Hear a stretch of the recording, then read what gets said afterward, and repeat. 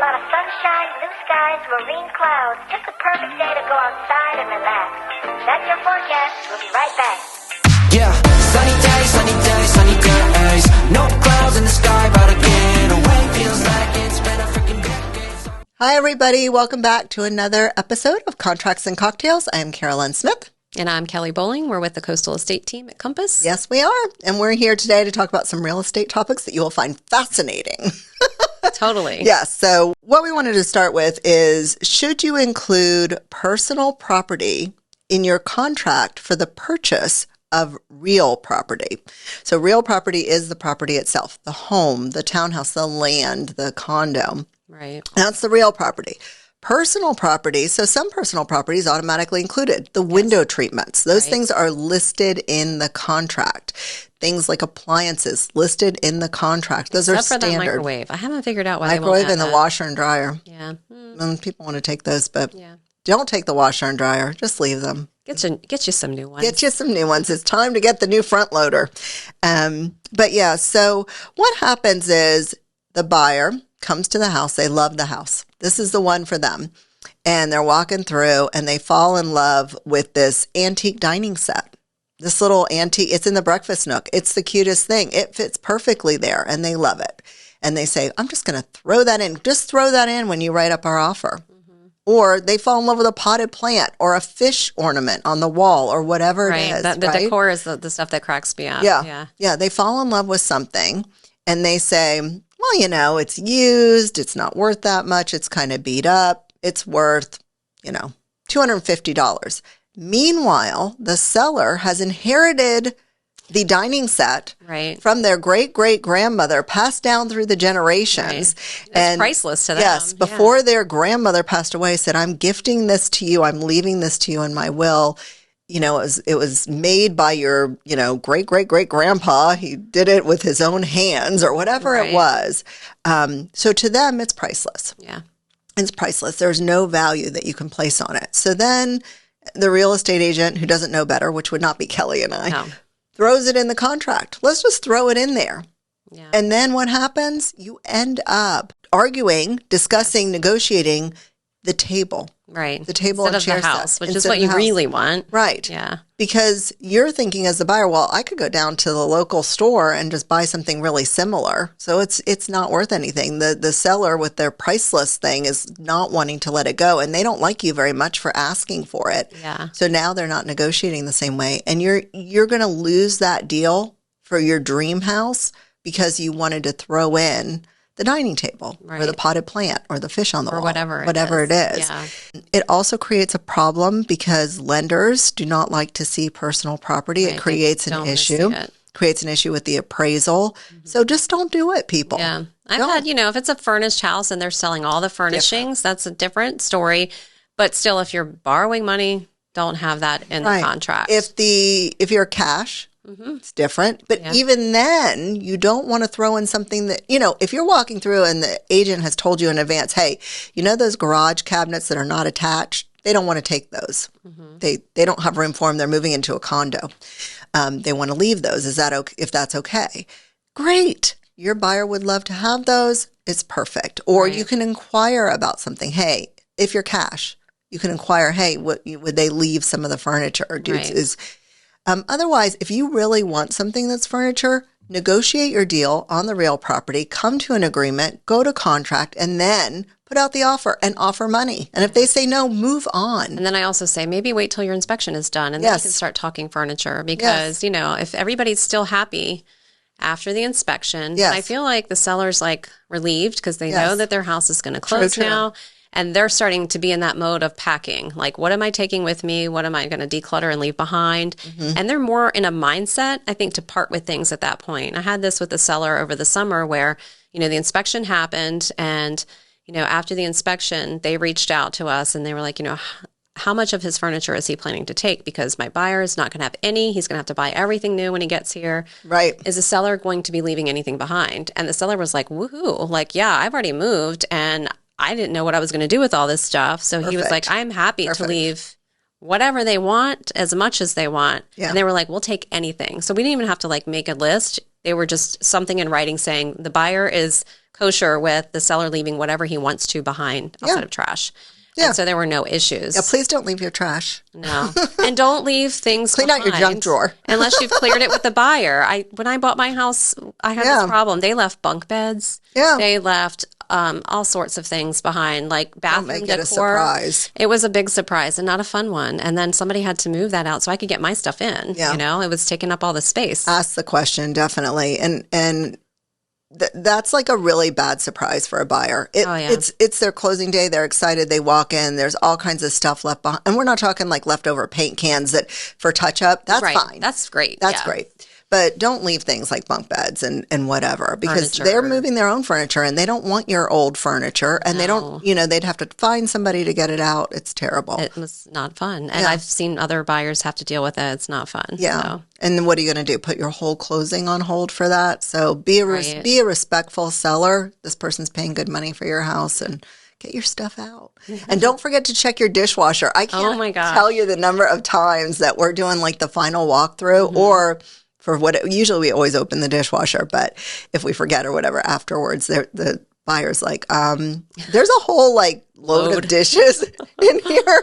So don't forget to check your dishwasher when you're moving out. Yeah. But that's an important thing when you're writing up. And then your offer price. Yeah. Like, how do you come to the price of the offer? So let's say the house needs a bunch of work, or you think it needs a lot of work, right? Yes. So it's perfectly livable. They're living there now. Anybody could move right in and live there. But maybe it's not the aesthetic you want, or the appliances are older, or you don't like the carpet because you want hard floors. All the time. Every time. Carpet. Yes. Nobody likes carpet. Why do we still have that? I don't know.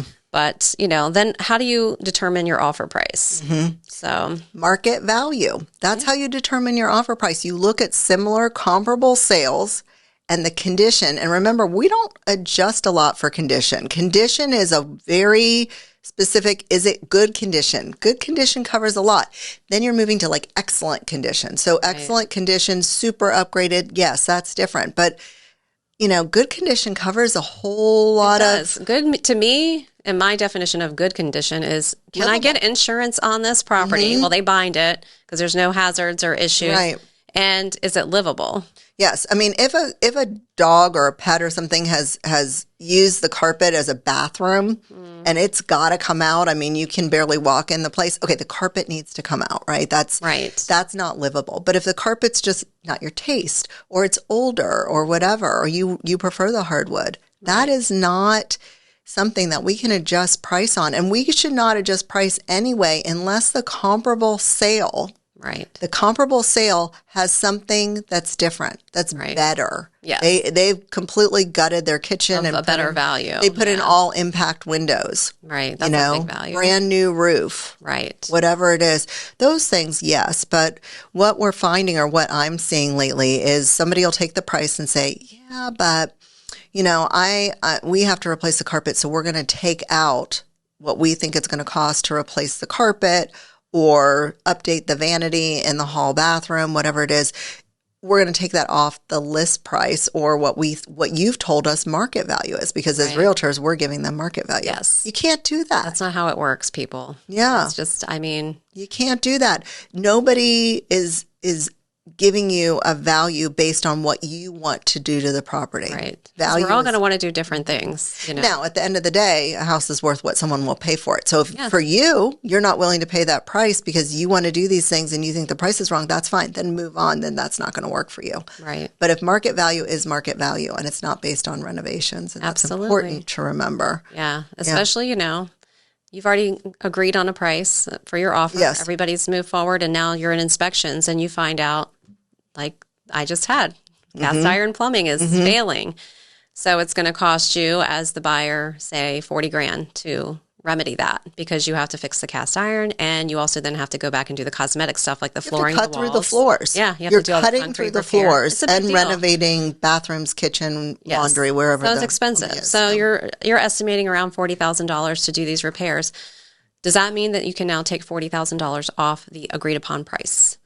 So, if that's what you're willing to pay for it, and if the seller's willing to do that, then that's fantastic. Yeah. But could the seller then say no and then put the house back on the market and market it as knowing that, hey, it's going to have cast iron. Somebody's that's willing to come in and deal with that at their requested price, you know? And that's the question. But as a seller, something like that, that's so major, you have to ask yourself as a seller, is anyone going to buy my house knowing, because most people want to move in. Yes. Most people are not buying your house to go rip up the floors, pull out the bathroom. Yeah. Higher end, it's an unknown cost, right? Because it's as a guess. buyer, really, it's a guess. Yeah, I'm just thinking about what do I think this is going to cost? And you really don't know. You don't have all your quotes. You don't know. And what is it going to cost in time? Like, how long is it going to take to get a good contractor who can come and do the work?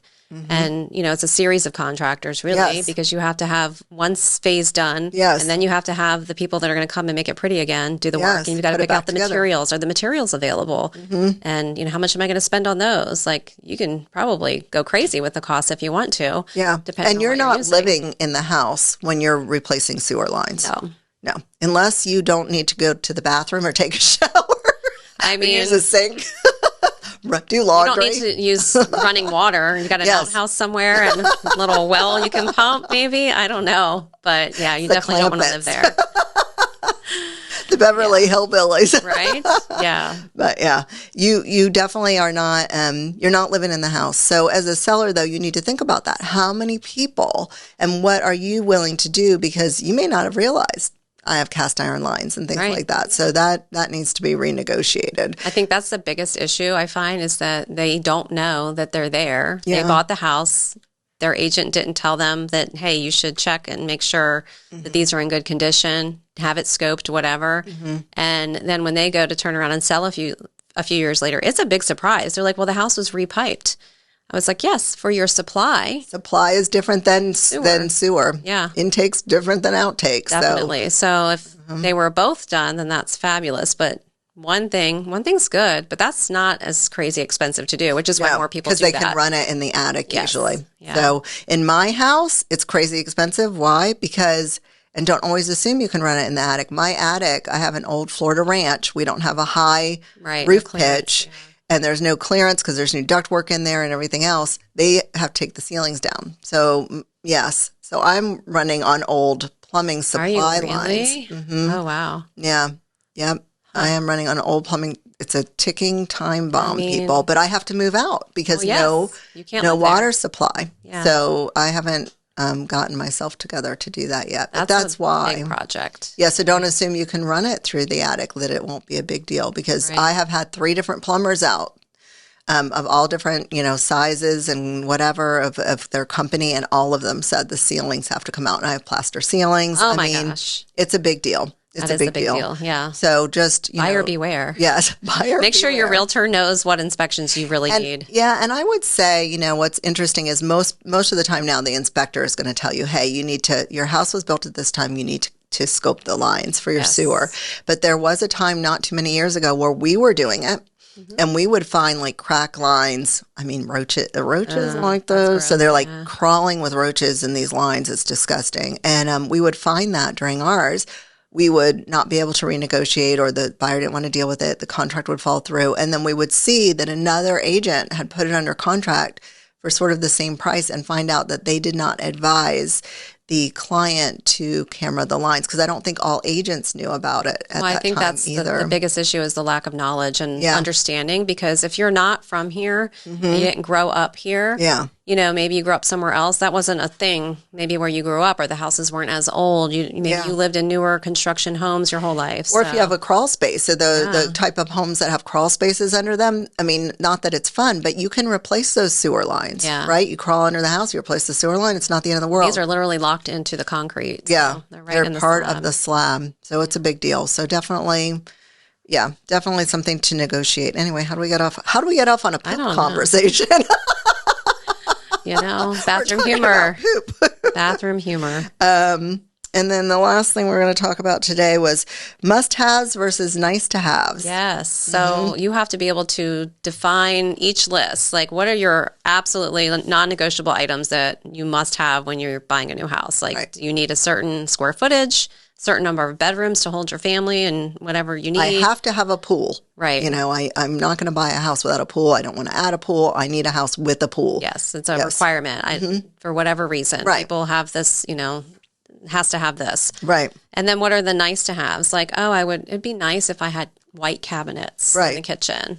Or it'd be nice to have a separate family room and living room because I like to use the living room as a playroom, but it's not a necessity because I can use if there's an extra bedroom, I can use a bedroom as a playroom. So that you have a nice to have would be like a fenced in yard. I would say that's a nice to have. Like if it's already there, or the ability to, a must have would be the ability to put the fence in. So like there's no restriction against it, you know, to be able to do that after closing. Yeah. Because is it a little bit of a hassle to have to go and do stuff like that yourself after? Yeah. A little bit, but you can do it. You can do it. Yeah. You can do it. And there's a lot of things when you really think about it, you don't have to have those things. You would be willing to compromise. And I think it's important for buyers to think about what those are and to list them out. Yes. Like we often ask people, email us your must-haves and your nice-to-haves. Right. And we put it just that way. Yes. You know, email those to us. So we have a list, you've made a list, and you've really thought about it because you might be ruling out a house that's great for you because of a nice-to-have. Yeah. This is true. Yeah, and don't do that when there's low inventory. And it's hard to find stuff to show you. Yes, low inventory. So we want to be able to show you as much as possible.